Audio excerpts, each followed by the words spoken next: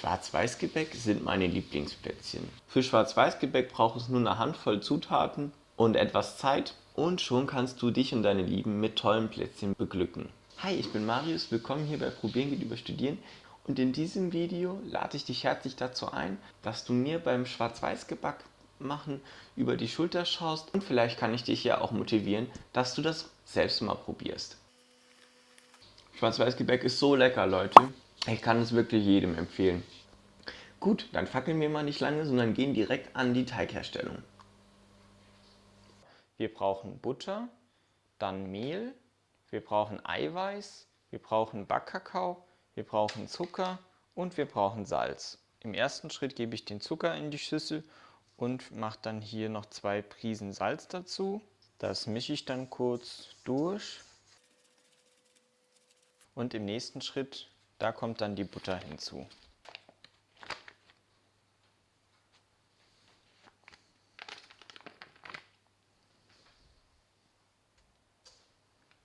Bei der Butter, da brauchen wir hier wirklich eine große Menge. Beim Schwarz-Weiß-Gebäck habe ich persönlich es bisher jetzt noch nicht ausprobiert, aber ich könnte mir vorstellen, dass das mit Margarine auch gut schmeckt.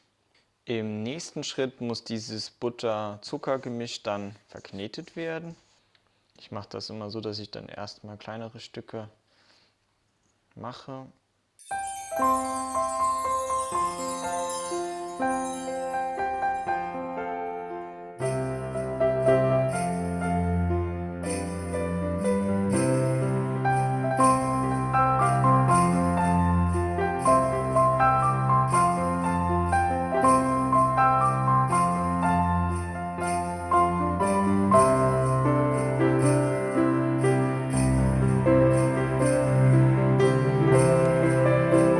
Wenn diese Butter-Zuckermasse so ist, dass man kaum noch diese krümelige Struktur des Zuckers sieht, dann ist es gut so. Im nächsten Schritt kommt dann Mehl an unseren Teig dran.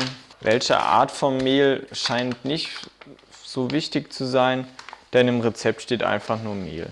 In meinem Fall habe ich jetzt Weizenmehl. Davon brauche ich 800 Gramm. Das wird jetzt noch verknetet. Das Verkneten kann man auch mit einer Knetmaschine machen. Vielleicht ist euch schon aufgefallen, dass ich in einer anderen Küche heute bin, da ich bin gerade hier zu Besuch und hier haben wir keine Küchenmaschine.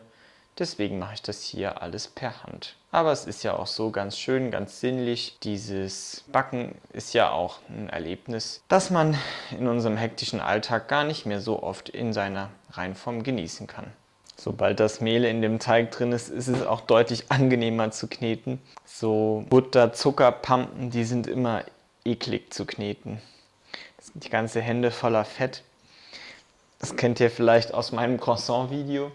Falls euch das interessiert, wie man Croissants einfach selber machen kann und auch immer wieder frisch genießen kann, schaut mal hier in der Ecke, da findet ihr das Video.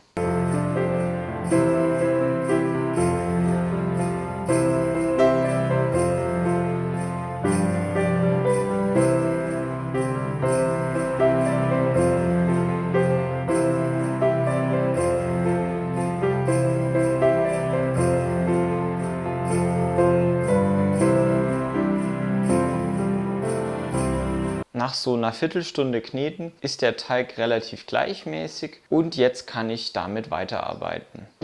Im nächsten Schritt halbiere ich dann den Teig und in die eine Teighälfte kommt dann 80 Gramm Backkakao. Auch jetzt heißt es wieder Kakao verkneten. Ihr seht also, wenn ihr bei der Arbeit hier eine Küchenmaschine habt, die euch das Kneten abnimmt, dann geht es deutlich flotter.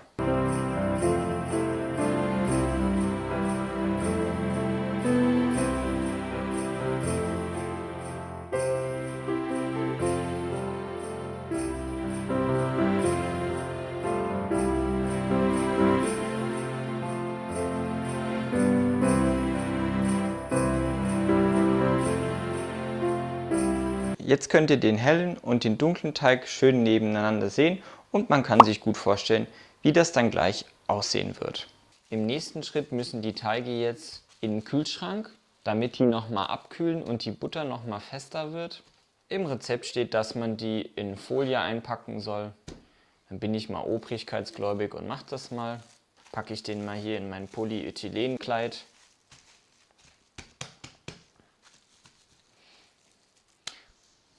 Der Teig war jetzt 2 Stunden im Kühlschrank. Als allererstes möchte ich jetzt das Schachbrettmuster herstellen.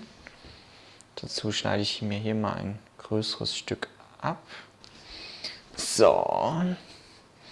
Und das hier, das wird jetzt meine Grundplatte. Die Grundplatte soll so circa 3 mm dick sein. Also schon relativ dünn. Jetzt, wo ich diese Grundplatte habe, brauche ich Würste vom anderen Teig.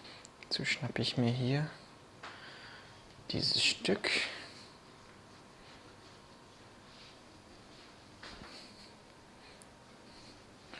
Und roll hier draus so eine Wurst. Bevor wir die Rollen auf den Teig drauflegen können, müssen wir den Teig erst mit Eiweiß einstreichen. Im Backbereich benutzt man Eiweiß ja oft so als Kleber. So, und wenn das Eiweiß drauf ist, dann legen wir unsere Wurst hier hin.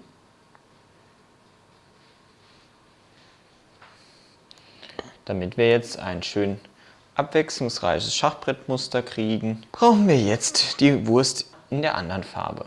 Bei meinen ersten Versuchen ist mir der Teig oft gerissen. Wenn der Teig frisch aus dem Kühlschrank kommt, dann ist er sehr spröde. Vielleicht kennst du das noch von meinem Täublingsvideo.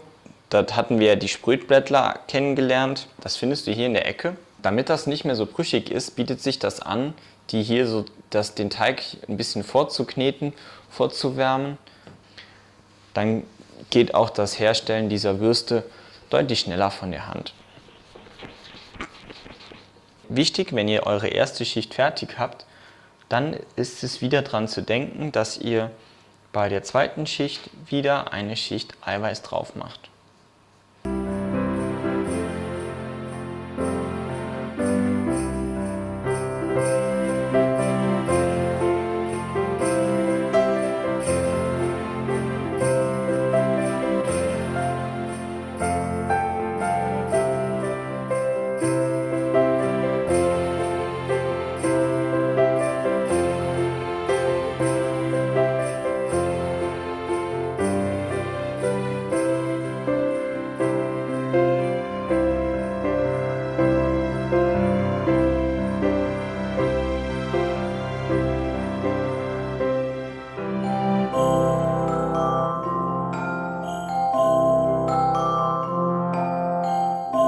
Beim dunklen Schwarz-Weiß-Gebäck geht man genauso vor wie beim hellen, nur spiegelverkehrt.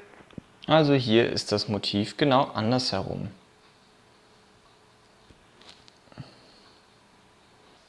Bevor man dann die Rolle endgültig zuklappt, pinselt man nochmal alle Würste ein mit Eiweiß, damit es auch schön klebt. So, im letzten Schritt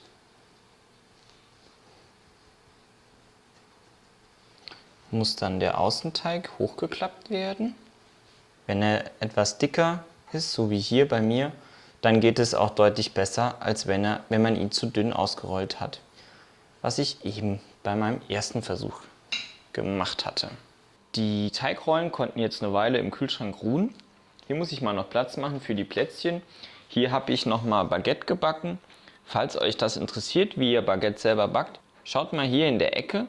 Da findet ihr das Video zu dem Thema. Der nächste und letzte Schritt ist, dass wir dann die Plätzchen runterschneiden.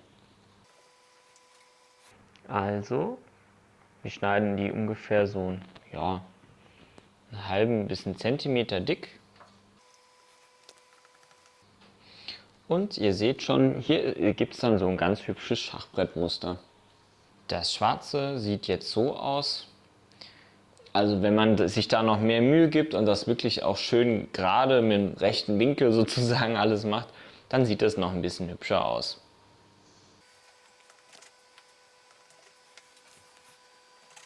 So sieht das etwas kruddelig geratene Muster aus. Ist ja eigentlich auch ganz schön. Aber ihr seht schon, das ist echt eine dankbare Art, wie man die Plätzchen schneller herstellen kann. Das Schwarz-Weiß-Gebäck braucht im Ofen circa so 12 Minuten bei 180 Grad. Geht also zum Glück recht schnell.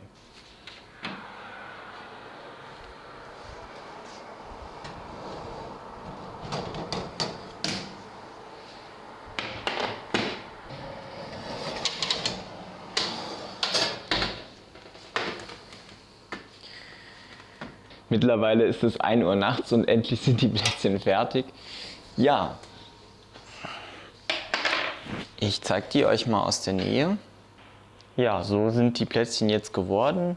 Ich muss sagen, ich persönlich bin dann doch ganz positiv überrascht vom Ergebnis. Irgendwie hatte ich erwartet, dass sie nicht so hübsch geworden sind, aber im Großen und Ganzen kann ich da echt nicht klagen.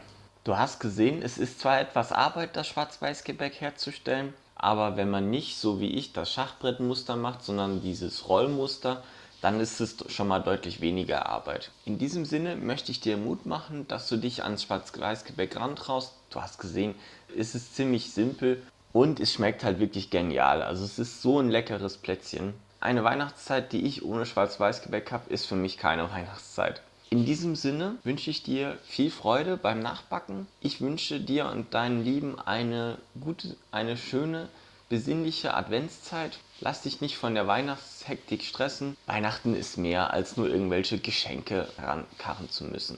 Danke für euer Interesse. Tschüss!